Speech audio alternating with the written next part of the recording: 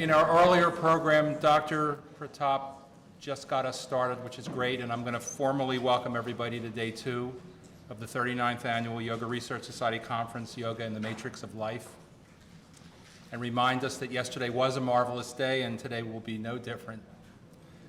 We'll continue to explore and discover, reveal, and uncover secrets about the matrix of life. And with Dr. Pratap sharing secrets of yoga practices and meditation and relaxation to calm our savage beasts. With Dr.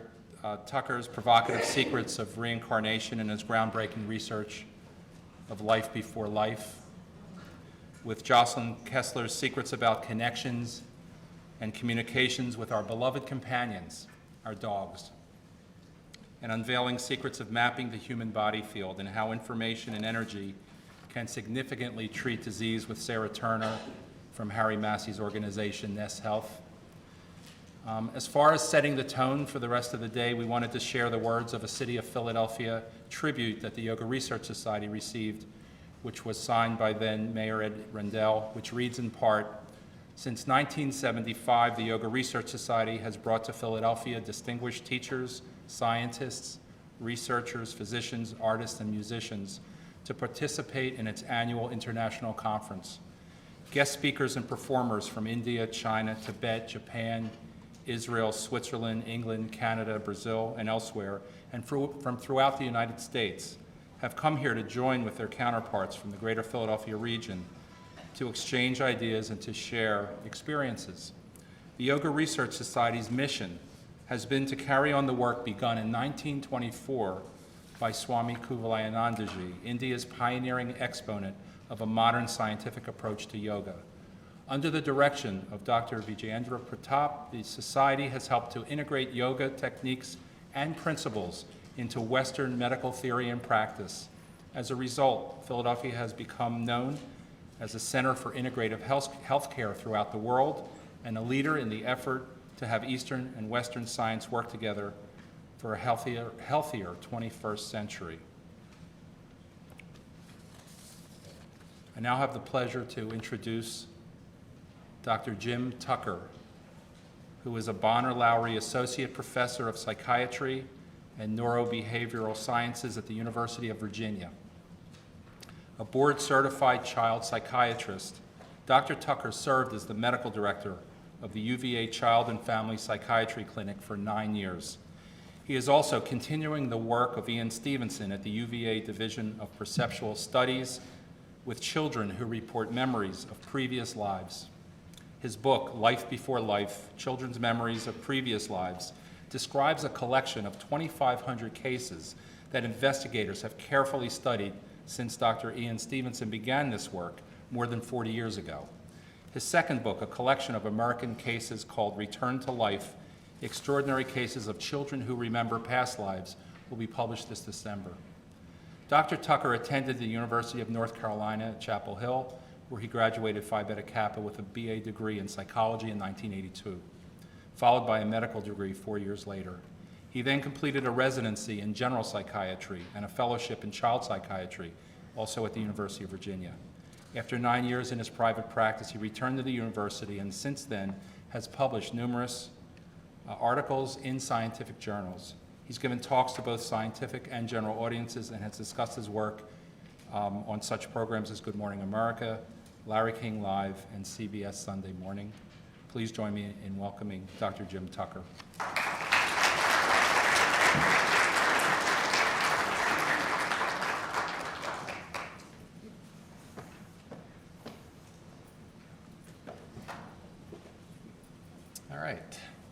Good morning. Hope everyone can hear me all right. My voice may not carry quite as well as Mark's does, but I want to thank the Society and Dr. Pratap for the invitation. And I want to especially thank Mark for his audiovisual help. The third computer proved to be the charm. So it's thanks to him that we can even have this talk. So what I'm going to talk about is this phenomenon of young children who report memories of past lives. And I'm going to start by reviewing the history of the work a little bit. Then I'll go over the features of the cases, then tell you about some recent American cases that I've studied And then we'll talk a little bit about patterns about how these things might work. So as far as the history of the work goes, the University of Virginia is a pretty traditional place, and one of the most extraordinary parts about the work is that it's taken place at all. And it began with Ian Stevenson. He was a quite successful mainstream psychiatrist who came to the University of Virginia back in 1957 to be the chairman of the Department of Psychiatry.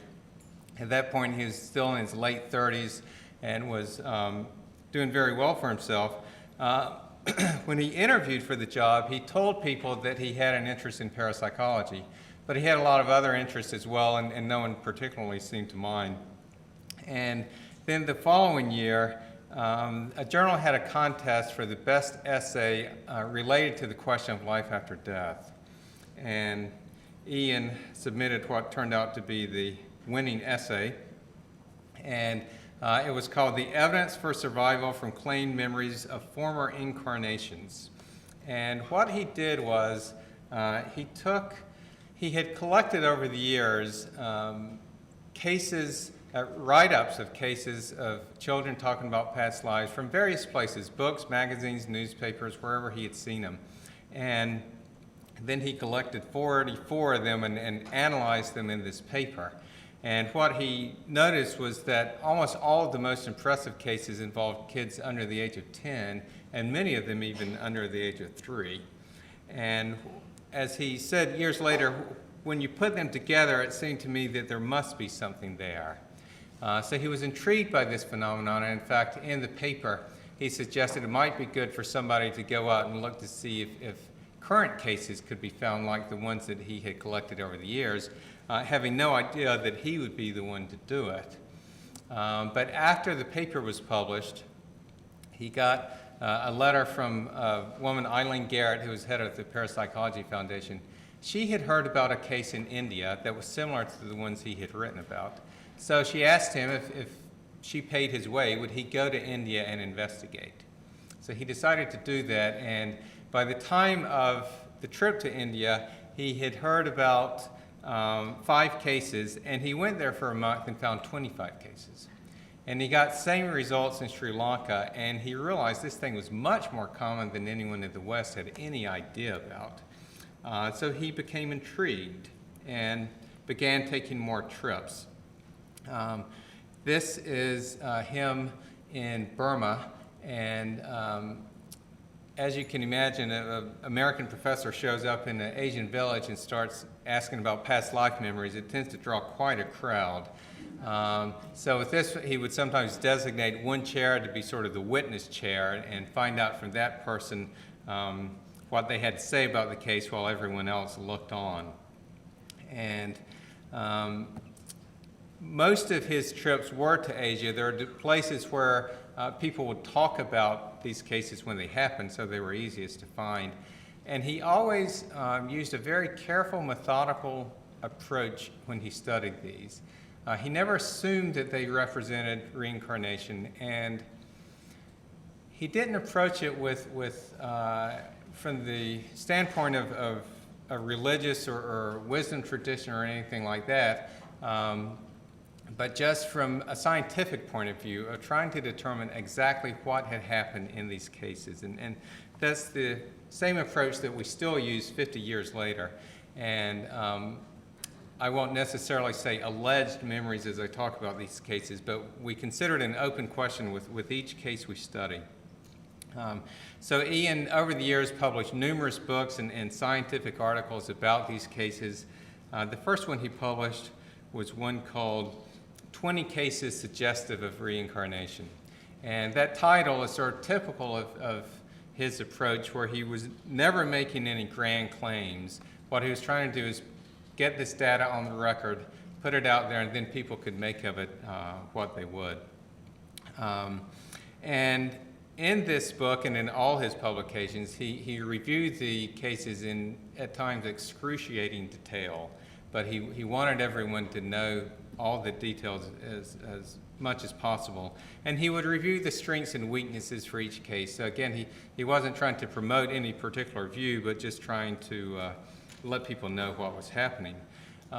His first book was reviewed by the American Journal of Psychiatry, and they said, in this series there are cases recorded in such full detail as to persuade the open mind that reincarnation is a tenable hypothesis to explain them. Dr. Stevenson provides us much to ponder on. He kept studying the cases, and over the years published a series of books. The first one, Cases from India, then Sri Lanka, Lebanon and Turkey, Thailand and Burma. The first one, the one from India, was reviewed in JAMA, the Journal of the American Medical Association. And JAMA, as actually the book review editor who wrote the review, wrote, in regard to reincarnation, he has painstakingly and unemotionally collected a detailed series of cases from India, cases in which the evidence is difficult to explain on any other grounds. Ian kept working. He worked for years on another book that I'm going to talk about in a couple of minutes. And he also worked to try to get other researchers interested in this work, because one of the criticisms of his research was that he was the only one publishing these cases. And not that it was his fault other people weren't doing it, but that was sort of a weakness with it. But he did get other people, a small number of other people, involved in studying the cases as well. This is not easy work to do, which may be why more people didn't get involved with it, but it was traveling through various villages in various parts of Asia, which not always places that were easy to get to. But some people did get involved, and this was a replication paper by 3 of them. And in it, they wrote, the investigations of 3 independent researchers into reported cases of reincarnation in 5 cultures suggest that some children identify themselves with a person about whom they have no normal way of knowing. In these cases, the children apparently exhibit knowledge and behavior appropriate to that person. And each of them has then published a number of articles themselves. So now, 50 years later, there's quite a body of literature on this from a variety of people. Ian himself kept publishing and kept working. He retired in 2002, and in his 80s at that point, and even after he retired, he made one more trip to India. He was a very hard-working researcher, and his wife at one point said she didn't mind him continuing to make the trips. She just wished that he wouldn't say each one was the final trip. As I say, he made one even after he had retired. Then he passed away in 2007. He had been active and productive almost until the very end. His last paper was published a year before he died, and the final words in the paper were, "Let no one think that I know the answer. I am still seeking," which I thought was a wonderful way to go out. So now to talk with you about the features of these cases. These are very young children who spontaneously start talking about a past life. This does not involve hypnosis, hypnotic regression, or anything like that. They're just kids who describe very recent, ordinary lives. They're not talking about being kings or queens or famous people or being Cleopatra or Pocahontas or whatever, but just ordinary people who generally lived close by and lived quite recently. The median interval between the death of the previous person and the birth of the child is only 16 months. Now, there are some exceptions, and I'm going to review one of them in a little bit, but for the most part, these are very recent lives, usually in the same country that the child was in. Some of them would describe being a deceased family member, but others will say that they were a stranger in another location. And if they give enough details like the name of that location, then people have often gone there and found that, in fact, somebody did live and die whose life matches the details that the child gave. In that case, we would say it is a solved case. Sometimes the kids may talk quite a bit about another life, but if they don't give details like the names or the places, then no one can verify whether it was an actual life or not. So in that case, we would say it was unsolved. We've got plenty of both types in our collection. Of course, the solved ones tend to be the more interesting ones. And then the one part about the past life that is often out of the ordinary is how the previous person died. In 70% of the cases, the person died a violent or unnatural death. So that certainly seems to be an important factor here, and I'll talk more about it in a little bit. I want to tell you about one of Ian's cases. This is him with the girl, Kumkum Verma, and then a couple of associates. This is during one of his follow-up trips. She was actually a little girl when he first met her. And Kumkum was a girl who was grown up in an Indian village, but she began to say that she had lived in the city of Darbanga, which was a city of a couple 100,000 people that was 25 miles away. And not only that she lived in Darbanga, but she named the district of the city where she said she had lived. And this was a district of artisans and craftsmen. She made a lot of statements, and her aunt wrote down some of them. Ian was able to get a copy of the aunt's notes and have them translated into English. And she had documented 18 statements that the little girl had made about the past life. And they included details like the name of her son from that life, the name of her grandson, the fact that her son worked with a hammer, the town where her father had lived, and some specific personal details like the fact that she had an iron safe at home, that there was a sword hanging near the cot where she slept, and even that there was a pet snake that she fed milk to. So very specific statements that are all documented. Kumkum's family didn't know anyone from Darbanga, but her father told a friend of his about this, and the friend had someone who worked for him who in fact was from Darbanga. He went there and found that in fact there was a woman who had lived and died in the district of the city that Kumkum had mentioned, whose life matched all the details that I've just given you. This woman and her family, they were complete strangers to Kumkum's family, and they even remained strangers after the case was solved. Kumkum's father visited the previous family once, but he never allowed Kumkum to go. And he was a well-to-do landowner, and he was apparently embarrassed that his daughter seemed to be remembering the life of a blacksmith's wife. And there's certainly no reason to think that the family could have perpetuated this as a fraud for some reason. All right, now with some more features. First, the location. We've now found over 2,500 cases around the world, and they are easiest to find in cultures with a belief in reincarnation. So I've listed the countries where we have found the most of them. But these are the places where we've had people looking for them. And in fact, they've been found wherever anyone has looked for them. So, like we have a lot of cases from Thailand and Myanmar or Burma. We have virtually none from Vietnam because we haven't had any associates looking for them there. Now, I did recently get an email from someone in Vietnam, and he had found a case there, and actually one from Laos, too. So they are all over, but we can't go all over to look for them. But they have been found wherever anyone has looked for them. They've been found on all the continents except Antarctica, where we have not looked yet. And they've been found in the West as well. They seem to be more common in cultures with the belief in reincarnation, but it's very hard to tell because they're certainly easier to find there. But the thing is, here people don't tend to talk about them as much.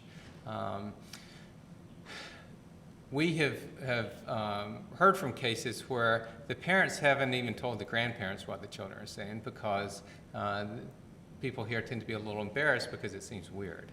Whereas in Asia, many places in Asia, not all to be sure, people don't mind talking about them, and so the word spreads. sometimes even in the newspaper, and then our associates hear about them, and so we study them. So not sure exactly if they're less common here, but they certainly are here, and I will talk about them in a few minutes. Another one of the features of these cases that Ian was quite interested in was birthmarks. And he wrote a book that I mentioned earlier. This is Reincarnation in Biology, which involves cases of where children are born with birthmarks or birth defects that match wounds on the body of the previous person, usually the fatal wounds. And so along with the statements were these objective evidence with these birthmarks and birth defects. And Reincarnation in Biology, Ian wrote about 200 such cases. And done with his usual compulsiveness, the book is over 2,000 pages long. So you may not have seen it on the bestseller list. But there are quite some interesting cases in it, and while I won't review all 200 of them, I will tell you about a couple. There was one where a little girl talked about a man who was murdered, and his fingers were chopped off as he was being killed, and she was born with her fingers looking like that. There's a little boy who remembered a boy in another village who had lost his fingers of the right hand in a fodder chopping machine. And then this little boy was born with his hands looking like that. And for a birthmark like this, a birth defect where one side has no fingers and the other hand is perfectly fine, it's a very unusual birth defect. And then to tell you a little more detail about another one of the cases, there's a little boy in Thailand named Chennai, and this is a boy who had 2 birthmarks that matched the previous person. When he was 3 years old, he began to say that he had been a school teacher named Bua Kai, and that he had been shot on the way to school one day. He talked a lot about his previous family, begged to be taken to his previous parents, and he named the place where he said he had lived. So eventually, when he was 3 years old, his grandmother, who was raising him, the two of them went on a bus to this place where he had named. They got off the bus. Chennai then led the way to home, where there was an older couple living in this house that he seemed to recognize. And they had had a son named Buakai Lonak. And in fact, he had been a teacher. He apparently was also a gangster on the side and had had numerous affairs and made lots of enemies. And one day, 5 years before Chennai was born, as he was riding his bike to school, somebody shot and killed him. And Ian was not able to get an autopsy report, which he always tries to do, but he did talk with Buakai's widow, who said she was told that he had been shot from behind because he had a small round entrance wound on the back of his head and a larger, more irregularly shaped wound on the front. And Chennai had been born, hopefully these pictures show up, but with a small round birthmark on the back of his head and then a more irregularly shaped birthmark. His parents said it was on his forehead when he was born, and then it had migrated back as he had grown. And in fact, in Reincarnation Biology, Ian talks about the fact that he had 18 cases of double birthmarks, where a child was born with birthmarks that matched both the entrance and the exit wound of somebody who had been shot. Now, as if these cases weren't strange enough, there's also a phenomenon that Ian called experimental birthmarks. And this is a practice in several areas in Asia where after somebody dies, somebody will say a prayer or make a wish and then mark the body, usually with soot or paste, and make this wish that they carry the mark with them to their next life so that they can be identified. And this is usually done with the expectation that the child will be born in the same family. So Ian had studied 20 of these cases, then a colleague and I found 18 more. And one of the ones that we found is a little boy in Thailand whose grandmother died, and before she died, she had told a family member that she hoped to come back as a male so that one day she could have a mistress the way that her husband did. And after she died, her daughter-in-law took some white paste and just made a mark down the back of her neck. And then 5 years later, this little boy was born, and he had this mark on the back of his neck. And he also made some statements about his grandmother's life. And he's what we call a sex change case. Most of the kids, 90% of the kids, will talk about a past life as the same sex, but the others will do the opposite sex, and he's an example of the sex change case. Another one that's also a sex change case is this little girl in Thailand who, her grandfather died 5 years before she was born, and after he died, her aunt made a mental wish and then took some soot from the bottom of the rice pot. I had one of the villagers just show what that looks like. And she marked his right leg just above his ankle. And then the little girl was born 5 years later, and she was born with that birthmark right above her ankle.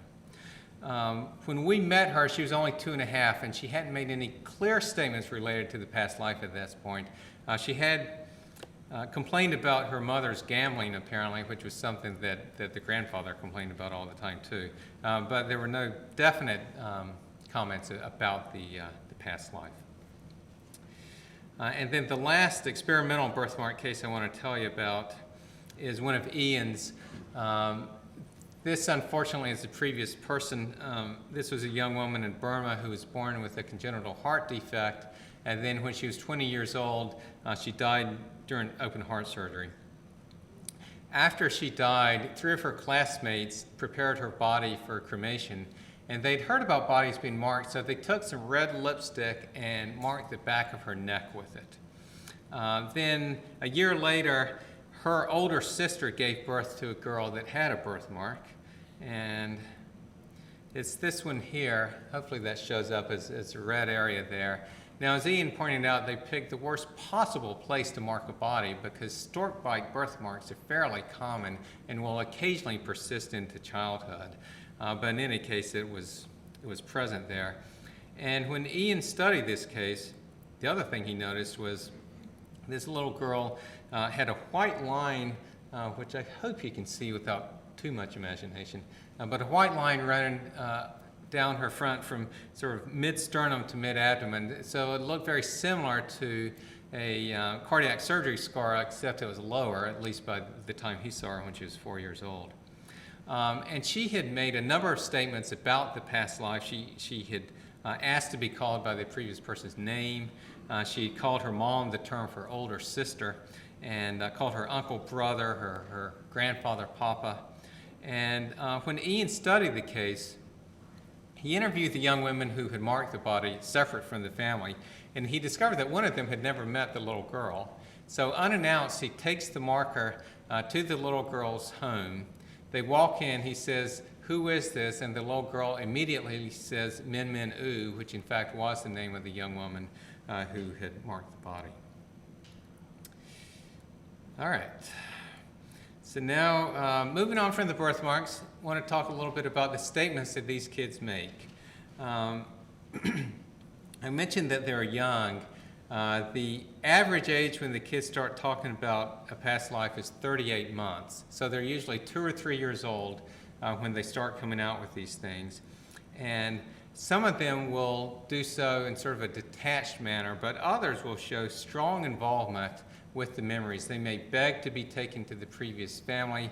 They may cry every day. Some of them will express a lot of anger, especially if the previous person was murdered. There's a little boy in Thailand who I studied, and this was a case where a young man had gone hunting with friends of his, and one of the friends had accidentally, his gun had gone off, and he'd accidentally killed this man. And then a few years later, this boy was born in the same village and talked about this past life, and when he was 2 years old, tried to choke the man that had accidentally killed the fellow in the past life. And it seems that in the stronger cases, the kids show more emotion than in the weaker cases. So it seems that there's more sort of past life material that has come through. But even so, the kids may show great intensity talking about these things one minute and then just run off and play the next. And some of the kids have to be in the right frame of mind to even access these memories. There are others who can talk about it at any time, but there's some where they just seem to kind of have to be in the right zone for this material to be available to them. And then by the time they get to be 6 or 7, most of the kids stop talking about this stuff and then just go on with their lives. And we have thought that they forget about the past life. They certainly stop talking about it. A colleague of ours recently did a study where he went to Asia and he interviewed adults who had been studied when they were children, either studied by him or studied by Ian. And he found a surprising number said that they still had memories of a past life, even though they had stopped talking about them years ago. However, it gets a little complicated. When he asked them about the memories, a lot of the ones that they said were not ones that anyone had mentioned when they were kids. So it's not clear what to make of that. It may be that they remember that they remembered a past life, but then they sort of embellished it over the years and as they lost the actual memories. But in any case, the kids do stop talking about these things almost always and then go on to live sort of ordinary lives. As far as what they talk about, they don't tend to come out, unfortunately, with enlightened words of wisdom. I mean, occasionally they may say philosophical things, but they mostly focus on the end of the previous life. 75% of them will talk about how the previous person died, and they'll also talk about people or events from near the end of the life. So if a child is describing having been an adult, it'll be much more likely to talk about parents than to talk about a spouse or kids than to talk about his parents. So it's as if the memories have just sort of picked up where they left off at the end of the last life. And also, about 20% of the children will talk about events between lives. Now, most of the kids don't, but some of these kids will talk about either staying nearby where the previous person lived or going to other realms like heaven, and the American kids sometimes will use the word heaven. When they stay nearby, they will occasionally come up with facts that are verifiable. So, for instance, there was a little girl in Thailand that Ian studied who made a lot of statements. And one of the things she said was she was upset that after she had died that her ashes had been scattered rather than buried the way that she wanted them. And after the previous person was identified, it turned out that there was a woman who had asked that her ashes be buried under the bow tree of the temple complex where she studied. But when her daughter went to bury them, the root system of the tree was so extensive that she couldn't, so she had to scatter them instead. So that was an example of verified statements, verified memories from between lives. And as far as the mode of death goes, I want to talk about that a couple of minutes because it does seem to be an important factor in these cases. With each case, we code them on 200 variables, and it's taken us years and years to get all of the old cases coded, but we've got over 2,000 of them in the database now. So one of the things we code for are features related to death. So this is a fairly complicated graph where the going up and down is just a number of cases, and then going across is the age when the previous person died. And then these green bars on top are all the natural deaths, and all the other colors are all the various kinds of unnatural deaths. So the main point of this slide is that we have a lot of unnatural deaths, and like I said, it's 70% of them. But it also looks like the people are dying young. The complicating fact is that people who die unnatural deaths do tend to die young. But what we can do with our database is just pull out the unnatural death ones and look at the natural death to see if dying young is also a factor. And when we do this, This is a graph that I just pulled off the internet, but this is just a typical graph of the number of deaths by age, and you get this gradually upsloping curve as you get to the older and older age groups until eventually there's so few people left that it starts dropping off. But most of the lifespan is just gradually, whoa. All right. How bizarre.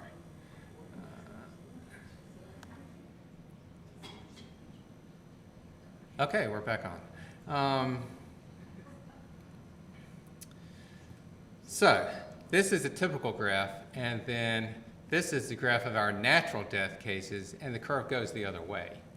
And in fact, a quarter of the natural death cases are under the age of 15.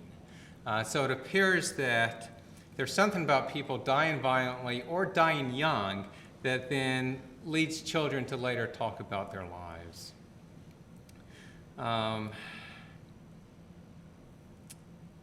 Also, looking at the mode of death, we have known for a long time that we have more boys talking about past lives than girls. It's about 60% boys. And we have speculated why that might be, and I think we now have the answer. I mentioned that 90% of the kids recall a life as a member of the same sex. And what we see here is that, I know you can't read this at the bottom, but the one on the left are males and the one on the right is females. If you look at the natural death cases, it's 50-50, with the same number of men and women that have died, or boys and girls that have died naturally. But in the unnatural death cases, it's a lot more males that have died unnaturally. In our database, it's 73% of the unnatural deaths were males. When you look in the general population of what percentage of people die unnatural deaths, the best stat I found was 72%, so it's exactly the same.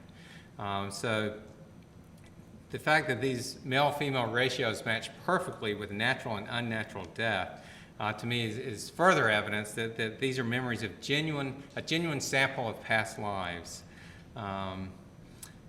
And along with the statements are also behaviors.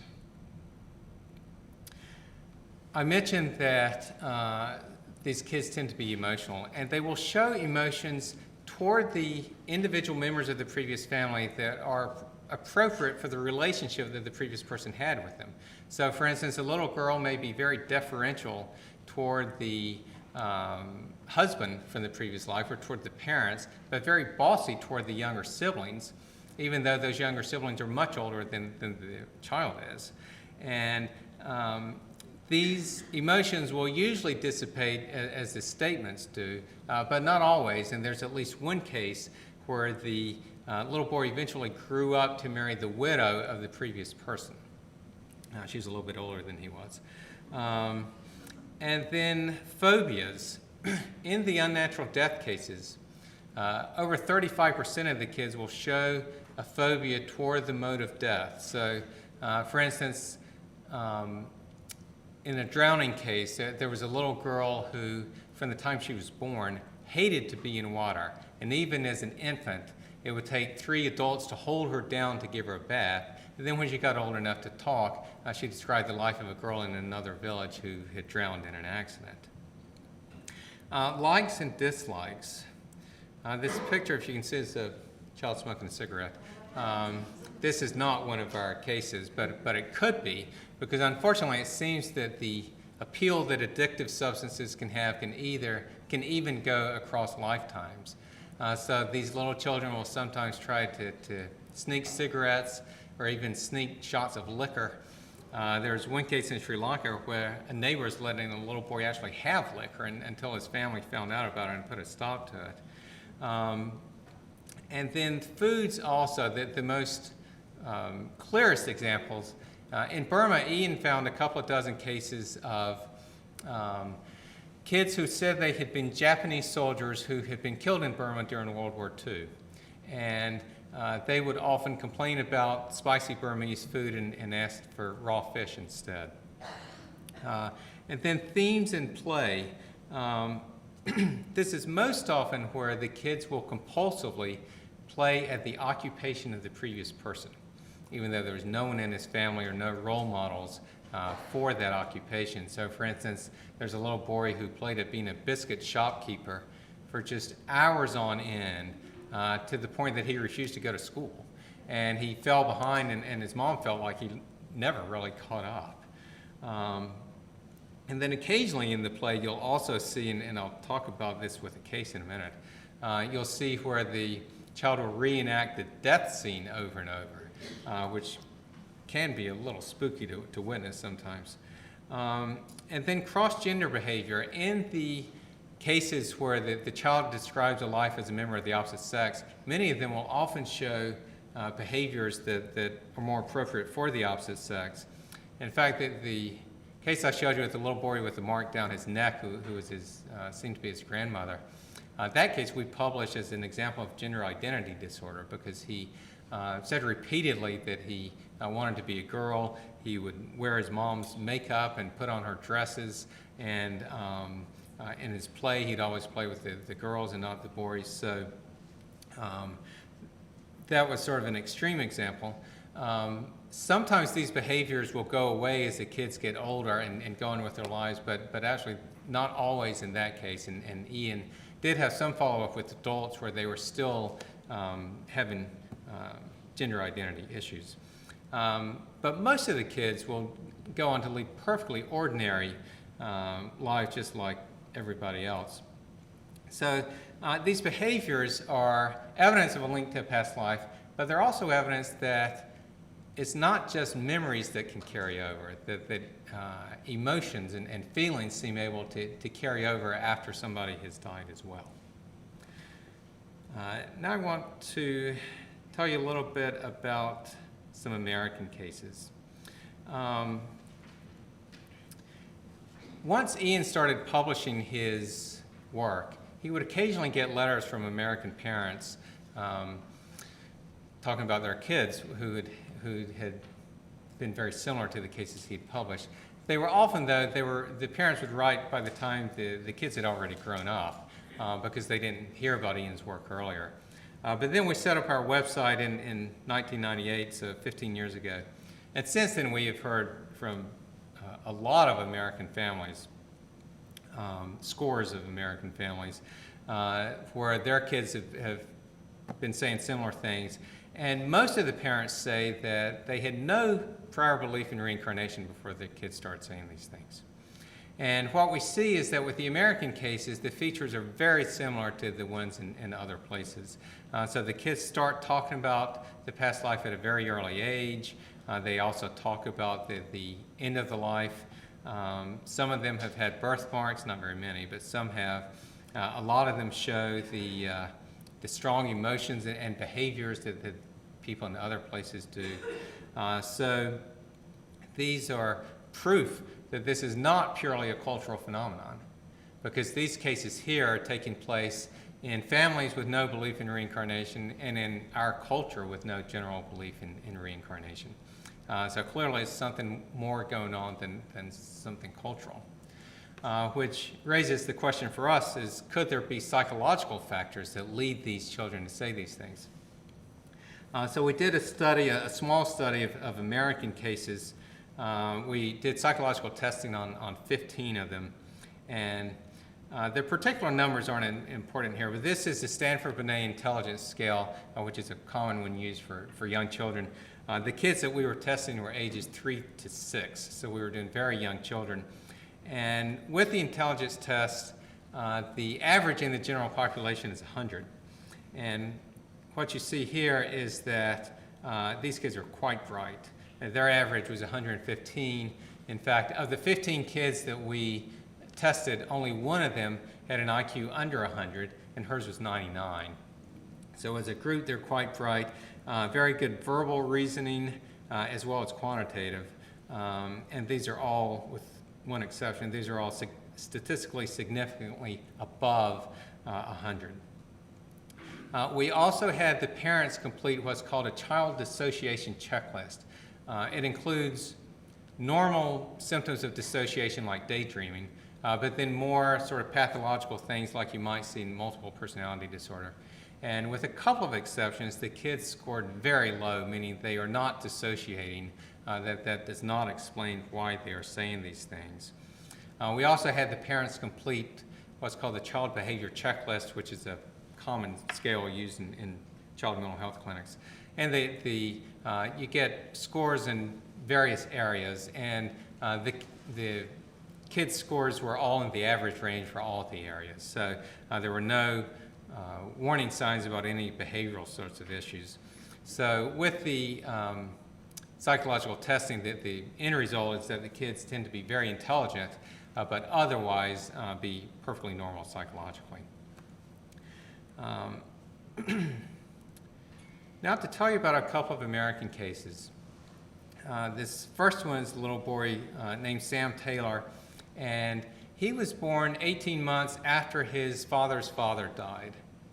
And then one day when he was a year and a half old, his dad was changing his diaper, and Sam looked up at him and said, "When I was your age, I used to change your diapers." His parents thought that was a little odd, and they had never considered reincarnation, and in fact his mom was the daughter of a Southern Baptist minister. But the boy kept talking about the past life of his grandfather. He would say, "I used to be big, I used to be grandpa." And his mom in particular became intrigued by this, so she started asking him questions. When she asked him about siblings, he said he had a sister. She died. Bad men turned her into a fish. And it turned out that the grandfather had a sister who had been murdered some 60 years before, and her body had been dumped in the bay. And his parents felt certain that he had never heard about that. Then also he talked about how his wife, at the end of his life, would make milkshakes for him every day. And not only that she made milkshakes, but that she would make them in the food processor rather than the blender, which in fact the grandfather's wife did do for him. Then when Sam was 4.5, his grandmother died, and his dad went out to collect her belongings. He came back with family photos, and before that, Sam's family had not had pictures of his father's family in the house. But he brought back a group of photos, and Sam's mom had him spread out on the coffee table one night looking at him, and Sam came over and started looking at pictures of his grandfather, pointing at him and saying, "That's me, that's me." And there was a picture of a car, no one in it, just a picture of a car, and Sam said, "Hey, that's my car." And in fact, it was the first car that the grandfather had owned. So to test him, Sam's mom showed him this class photo and said, "All right, show us who you were." And Sam ran his fingers along the different faces and then stopped at the one of his grandfather and said, "That's me." This next case I want to talk about is from my book that's coming out next month called Return to Life, which, as Mark mentioned, is a group of American cases that I've recently studied. And this is one of the more interesting ones that I'm about to talk about. It's one that you may have heard about, actually. James Leininger is a little boy. The case has been on TV. Some of the parents eventually wrote a book about it. But he's a boy who talked about being a World War II pilot who was killed during the war over the Pacific. And it's now believed that the pilot that he was recalling has been identified. So his parents were this Christian couple living in Louisiana and just sort of minding their own business. And his father, in fact, was quite opposed to the idea of past lives. I met them when James was about to turn 12, and fortunately his dad had kept records of everything, but when he was about to turn 12, and even then, his father would make a lot of biblical references as he was talking about all this. So it seemed that he was still trying to incorporate his family's experiences with his Christian religious beliefs. And the case started when James was 22 months old, and his father took him to a flight museum. And James kept wanting to return to the World War II exhibit, and kept wanting to the point that they spent 3 hours in the museum. Now, for any of you all who are parents, you know that for a child to want to spend 3 hours in a museum is kind of an extraordinary event all by itself. And a couple of months later, James began having terrible nightmares in which he would kick his legs up in the air, screaming, "Airplane crash on fire, little man can't get out." And he would have these repeatedly, night after night after night. And after I met with his family, I also talked with his aunt who had spent a lot of time with the family. And she said, you could not believe how disturbing these things were to witness, that it really looked like someone fighting for his life. And then during the day, he would take his toy airplanes and he would say, "Airplane crash on fire," and bam, slam it into the coffee table. And this is a picture, he apparently has tolerant parents, but this is a picture of their coffee table. I don't know how well it shows up, but there are dozens of scratches and dents where he would just repeatedly say, "Airplane crash on fire," and slam it into the table. Now that play is what we might call post-traumatic play if we saw a kid in the clinic, where kids who have experienced or witnessed traumatic things will often relive it in their play. So for instance, we had a girl in our clinic one time who unfortunately had witnessed a toddler fall down stairs and was killed. And the little girl in her play, in the dollhouse, she would constantly have dolls falling down the stairs. So that's what we call post-traumatic play. Well, James is doing the same thing, except he hadn't experienced anything traumatic, at least in this life. But when you combine that play with these repeated nightmares, it suggests a traumatized child. And he didn't have full-blown post-traumatic stress disorder, but certainly these features look like a child with PTSD. And then there were also several conversations that his parents had with him after his second birthday, so he's a young 2-year-old.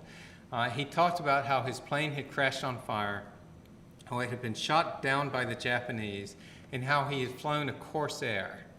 Now, a Corsair, for those of you like me who don't know anything about planes, a Corsair was a special plane that was developed during World War II. It's sort of one of these hotshot new planes that was developed.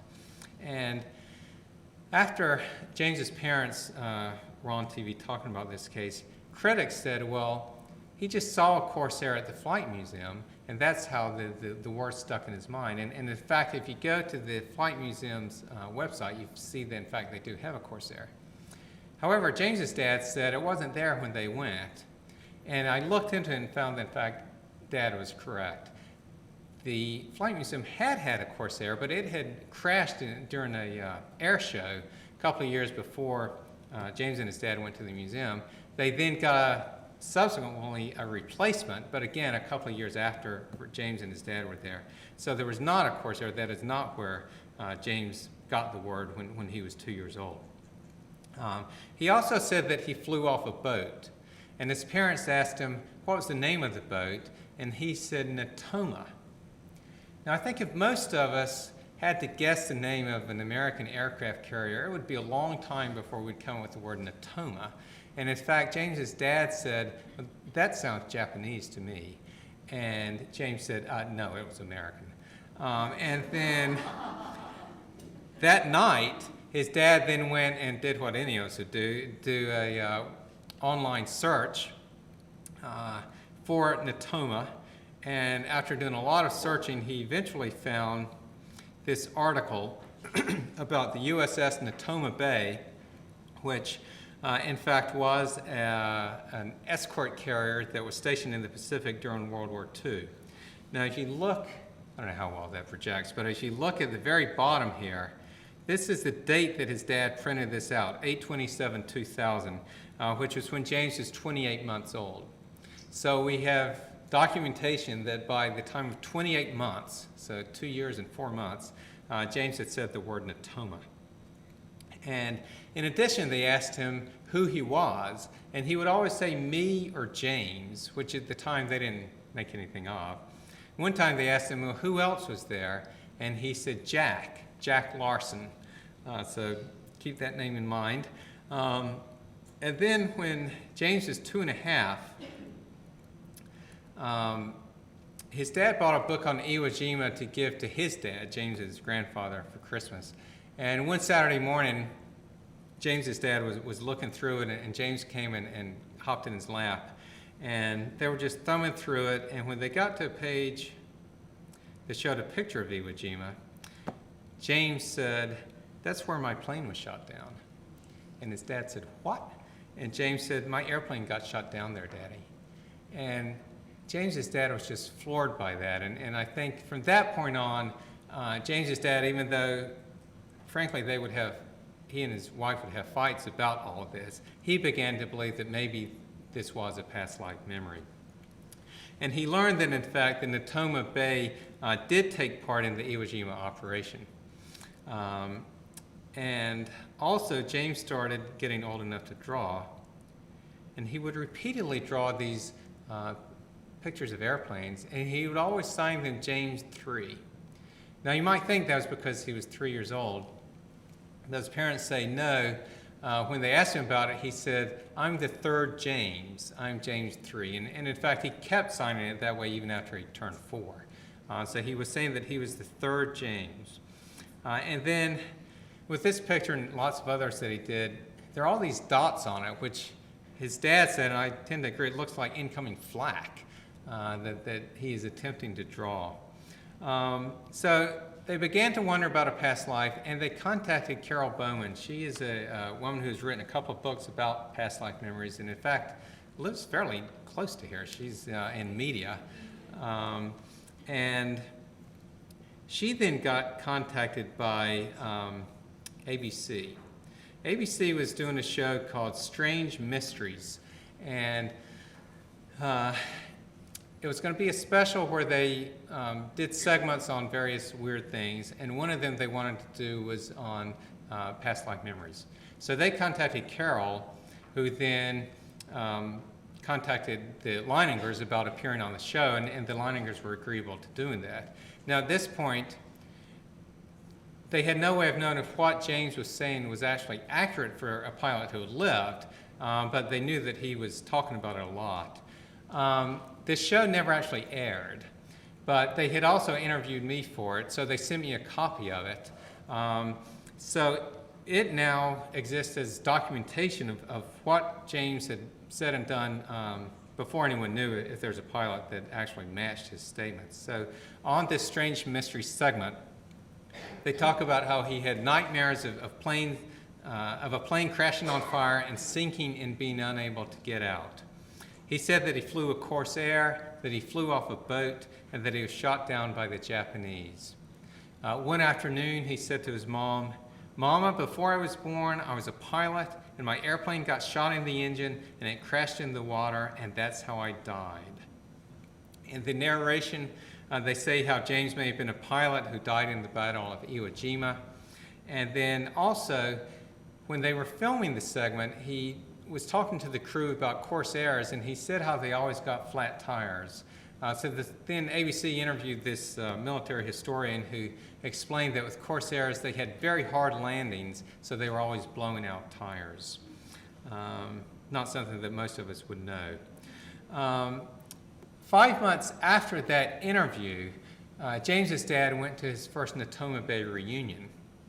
And one thing he learned was that there indeed had been a Jack Larson on the Natoma. James's dad had been searching for a Jack Larson among the casualties, but in fact, Jack Larson is still alive. And James's dad went and met him and talked with him. And the other thing he learned was there was only one pilot from the Natoma Bay who had been killed during the Iwo Jima operation. And this was a 21-year-old named James Houston. And he was from Pennsylvania. In fact, he was from quite near here. He grew up in several places, but mainly grew up in Bryn Mawr. And since he was the only pilot from Natoma who was killed in Iwo Jima, that means we can look and see how well James's statements match with James Houston's life. So I've got a list here that I'm going to show. The list is just ones where we have definite documentation that was made before James Houston was identified. James Leininger also made other statements, including about his early life. And his parents then talked with James Houston's sister, who was quite elderly at that point. But she confirmed the details of the early life, which had to do with Houston's father being an alcoholic and tearing up the house at one point in various details. But those things, no one wrote those down at the time. So we don't have documentation made at the time, so we haven't included it in the list. But these are the things where we do have definite documentation, again, made before James Houston was identified. So in comparing it with Houston, James Leininger signed his drawings James 3. Houston was James Jr., which would make James Leininger the third James. James said he flew off the Natoma, and Houston was a pilot on the Natoma Bay. James said he flew a Corsair. Houston had flown a Corsair. He was actually flying a different plane when he was killed, but he had been part of the group of pilots who had been test pilots for the Corsair. James said he was shot down by the Japanese. Houston was shot down by the Japanese. He said he died at Iwo Jima. Houston was the only Natoma Bay pilot killed in the Iwo Jima operation. James said, my airplane got shot in the engine and it crashed in the water, and that's how I died. Eyewitnesses reported that Houston's plane, quote, hit head-on right on the middle of the engine. James had nightmares of plane crashing and sinking in the water, and Houston's plane crashed in the water and quickly sank. In fact, by the time other pilots got there to try to do a rescue, it was completely underwater, and there's just sort of a stain on top of the water. And James said that Jack Larson was there, and Jack Larson was the pilot of the plane next to Houston's on the day that he was killed. All right. I want to finish up by talking a little bit about potential patterns in these cases that we can discern from the database. And there are several factors that indicate that after an unusual death, the individual is more likely to go to strangers, whereas after a more ordinary death, they're more likely to return to the same family. So with this, again, this is assuming that these are cases of reincarnation, then looking at the patterns of what may happen. So one of these factors is looking at the type of death. With a natural death, you probably can't read these titles here, but the fourth column are the stranger cases, and then the fifth column is the same family. So what you see in the natural death cases, we've got more of the same family cases than the stranger, whereas in the unnatural death cases, we've got a lot more of the stranger cases. It also seems that we've got statistically significant results that with the strangers, the previous person was significantly younger than in the same family cases. This is in the natural death. And also that in the strangers, the death is more likely to be unexpected, even in the natural death cases. We code for how expected they are. And so like a sudden heart attack is very unexpected. So even in the unnatural death cases, it's the stranger ones that tend to be more unexpected than the same family. There's also a trend in the suicides. We don't have enough to do stats on that, but with the suicides, again, it seems to be more common in the stranger cases. The way that I put all this together is that with the same family cases, there's this emotional pull that pulls them back to have another life with the family. In the stranger cases, you don't have that same kind of pull, so it's these other factors, these more unusual type of deaths, that lead the individual to come back quickly, but not necessarily back into the same family. And then another factor to look at a little bit is personality. In our database, there are 6 factors that we code for related to personality or behavior that we code for both for the child and for the previous person. And these are ones that were set up a long time ago, and they're a little quaint maybe with terms like saintliness, but the ones are attachment to wealth, criminality, philanthropy or generosity, active in religious observances, whether they're meditators or not, and then saintliness. And with many cases, we don't have this information for either for the child because he or she's too young, or for the previous person because no one asked. But even so we got small numbers for each of these factors, but even so, there is a statistically significant correlation between the amount of every feature in the previous person and in the child, meaning that the more that the previous person showed it, the more likely the child was to show it as well. Now, the correlation is certainly not one-to-one, and we know that genetics and environment have an impact on personality development. But it also looks like that whatever this is that carries over, that it can affect personality development as well. So it would suggest, again, that it's not just memories or thoughts that carry over, but there's something more to it that carries over and that can affect personality and emotions as well. So to conclude here,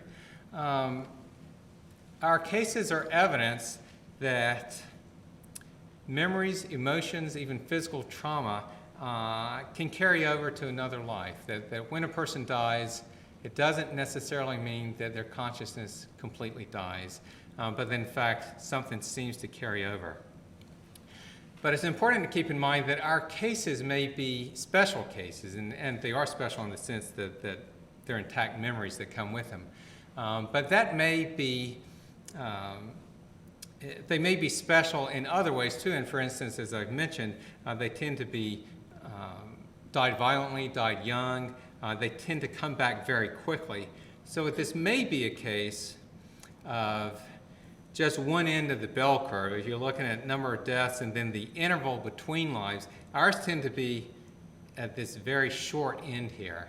And they may not be typical of the process for the rest of us. If in fact we do all reincarnate, it may look different, but in any case, these cases definitely contribute to the body of evidence, which is from a variety of areas of research, but the body of evidence that consciousness is separate from the body and that it can survive after death and continue on, perhaps in a variety of ways, but may be able to carry on and then continue in another life. So I wanted to leave plenty of time for questions, which I have done.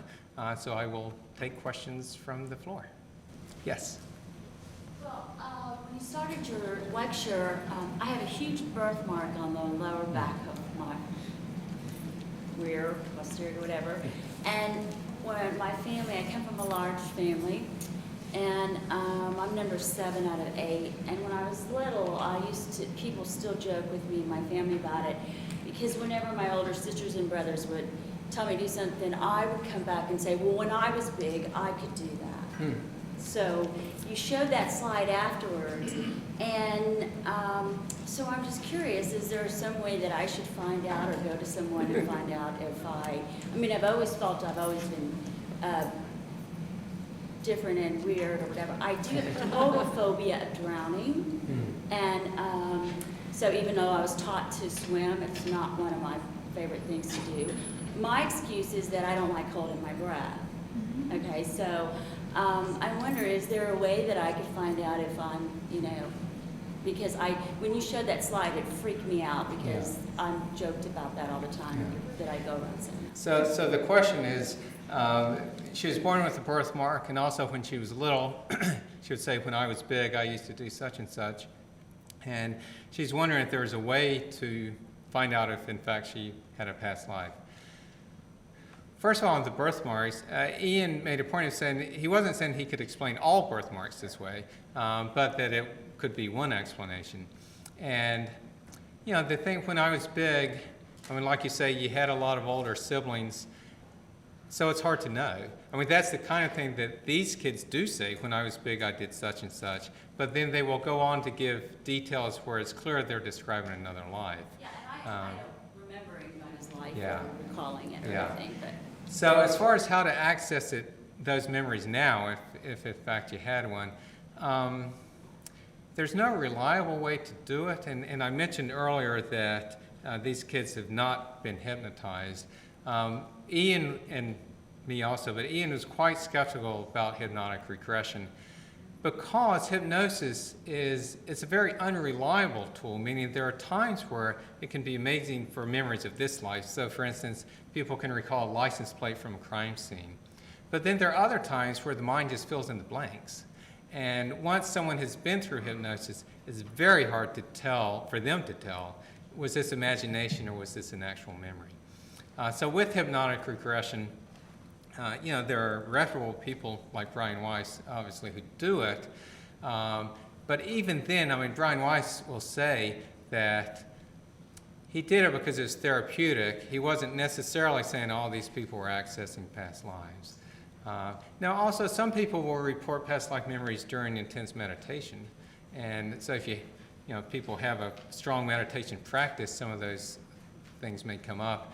Those, again, are usually unverified and unverifiable, I mean, if you recall an ancient life, but it's not to say there's not some value to it. So it's a very long way of answering your question with no, not really. Okay. But it's interesting to think about anyway. Yes?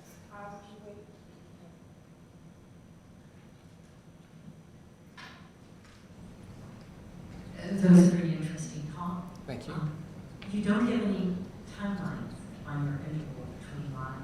Is there any? Well, again, with ours, the median is 16 months, so it's very recent. But then James Leininger is 50 years. So there are certainly exceptions. And I will say, I mean, occasionally I have heard from American parents where they said their child seemed to be describing a life from ancient times. And then it's completely unverifiable. There's nothing really to be done about it. But so it would make sense that there would be ones on the other end of the bell curve too, so that there could be ones with a long interval between lives and then have those memories come up. Thank you, Dr. Tucker. I have Yes. 2 questions. Sure. One, have you had a chance to include any tulkus in your research, the Tibetan reincarnate? And secondly, have you had a chance to talk with Dr. Eben Alexander after the publication of his work, Proof of Heaven? To answer the first, we have not had access to tulkus, so no, we have not studied any of those cases. I mean, obviously, some of them, I'm sure, are very interesting, the things that kids remember. As I recall, with the Dalai Lama, of course, he was identified through tests and so forth, but he doesn't, at least as an adult, doesn't report any past life memories. So maybe even with the tulkus, that those memories may fade away after a while. As far as Eben Alexander goes, yes, he lives near Charlottesville, actually. He lives in Lynchburg, and he has come to our group some. And for those of you, if you've lived in a cave and you're not familiar with his book, Proof of Heaven, has been on the bestseller list for over a year now, about his own experience, his own near-death experience. And it's interesting, he comes at it from a Christian viewpoint and will talk about Christian beliefs associated with it, but also talks about reincarnation. So it seems that his experience led him to believe in past lives as well as to sort of firm up his own Christian beliefs. Yes?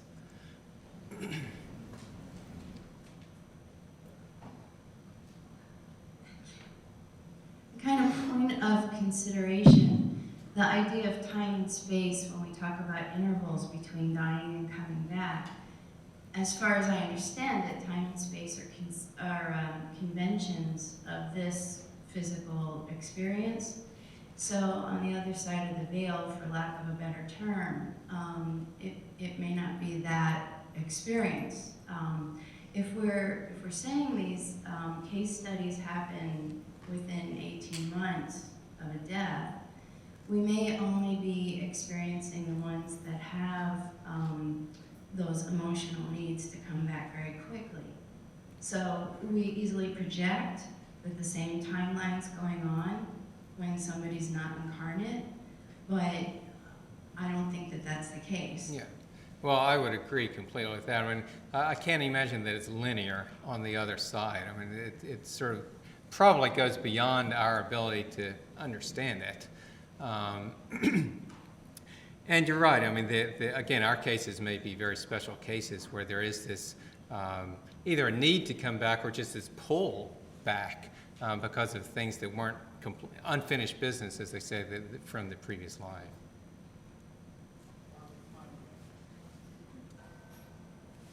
Sure. I kind of have a twofold question. First one, which is the parents of James. Did they ever say why they named him James? Huh. I just find it interesting that it's James, basically 3. You don't always see the same case of the same name, and we're talking more or less about the child, but I find it rather interesting that they would give him the name James, and he has held that for quite some time. That's on the first front. On the second front, when these children are remembering this and as detailed as that, that's essentially an opening to a different frequency. It's quite a big deal. So in the study of that is one thing, but going forward, how does one work with them in the sense of utilizing that capacity so in their journey for this lifetime, we all have to either correct our mistakes or continue forward? I would think it would be a huge asset for those that can remember like that so young to then utilize this lifetime in the right way. All right, well, the first question, as far as the name for James Leininger, I don't recall. I'll have to look back on my notes. If I did ask, then there was nothing unusual about it, but I don't recall. I've got a stack like this of notes, so I'd have to look back at it. The second part is a little more complicated about how do you keep the window open. Most of the time it just closes. I mean, the kids in grade school are indistinguishable from any other kid. And that may well be for the best. I mean, I've got a couple of cases now where the window really has not stayed closed, and these kids, one more so than the other, but both of them seem to be quite psychic. And that can be sort of good and bad when you're a young child trying to make sense of how you go through life. And you know, there have been disturbing things that one boy in particular, and he's in my next book also, but some of the things that he knows ahead of time, like his grandfather's cancer, and including recently where grandfather had throat cancer, and Ryan, the little boy, said his throat's going to be fine, but he's got it in his lungs. And then he goes for the next doctor's visit, and sure enough, there's scar tissue in his throat, but they found a new spot on his lungs. But it's hard to feel like you're an ordinary kid just playing with others and being normal, having a quote-unquote normal childhood when you've got this huge piece open too. So hopefully in the long run, as an adult, he will say, yes, I'm glad that I had this, even though it was difficult at times. And in fact, some of the adults do say similar things to that, but it does not make the journey easy by any means. Yes? Next question. Two memories come to my mind. First of all, I read many years ago, and I believe it was Mozart. Mozart's mother cleaned churches at night, and she would take him to the church, and the boy was less than 5 years old, and one time they unlocked the organ. It wasn't locked that night. He sat down and began to play music. So it was just unbelievable that this child could show up and do that. That was one story that I was surprised to come back to mind this morning. The second one was a case of a friend that had a heart transplant.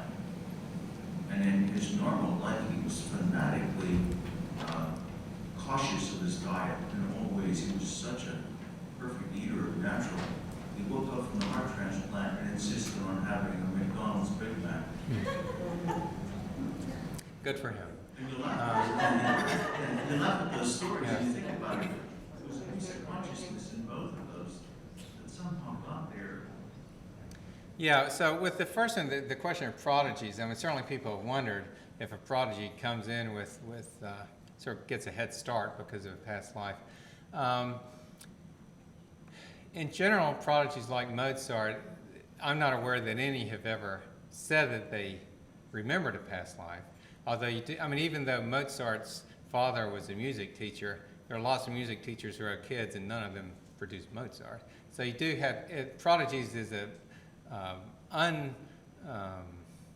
unexplained phenomenon, to be sure. And in fact, I keep harping back to my exciting new book, Return to Life, which is available for pre-order now. But there is one case where a little boy was obsessed with golf. And even at age 3, the local golf school took him in for lessons, even though they normally start at age 6, because this kid was essentially a golf prodigy. And he said that he had been Bobby Jones, who was a famous golfer back in the 20s. So that may be the one exception of where a prodigy did talk about a past life. The other issue about the heart transplant, there have been writings and books about this phenomenon of transplants, most often heart transplants, where people did seem to have personality changes. So there's a woman, and people may know the name that has slipped my mind, but Change of Heart, maybe that would be a good title for the book anyway. But a woman who had a heart transplant and wakes up and starts being interested in, being attracted to like biker chicks and having a change in diet with eating a lot of fatty foods, and the donor had been a man who had those likes and dislikes. Those are kind of hard to explain sort of in any way, except that, again, things aren't necessarily linear. Consciousness, we think of it, mind being in the brain, but it may be more involved in that, and it may be that the heart sometimes can carry some of the consciousness as well. Yes, in the back. Yes.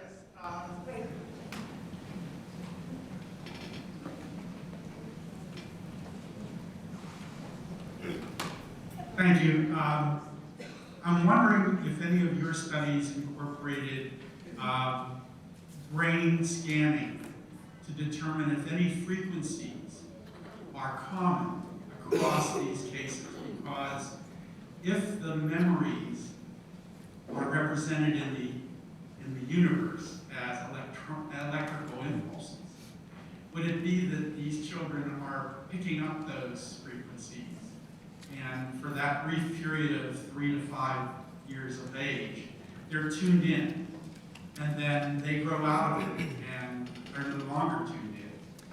Well, it's a great question, and we have talked about it, but we have not done that kind of work, partly because with the Asian cases, there would be such a sort of culture shock with getting brain scans done with them.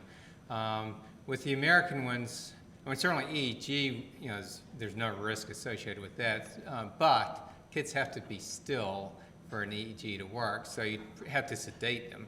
So it wouldn't be super simple to do, but it's probably something that we should do at some point. I think Mark, I think we're about out of time and ready for lunch. Is that, seems to be what the clock says. I do want to say, as far as I noticed that there's some of my copies of my first book out there, I'm going to have to leave after lunch because there's a little boy just outside of Philadelphia who's talking about a past life, so I'm going to go meet him and his family. So if you want me to sign books, I'd be more than happy to do it. Just make sure to catch me during lunch so that I can sign it for you. And then here's Mark to wrap up.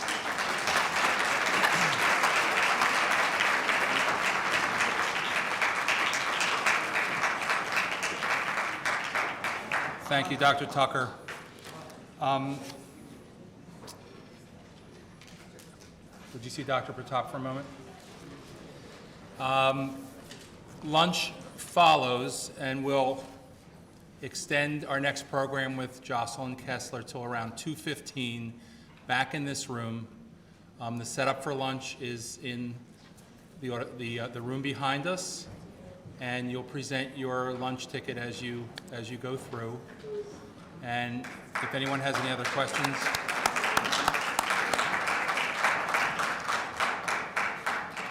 enjoy, and we'll see you back here at 2:15.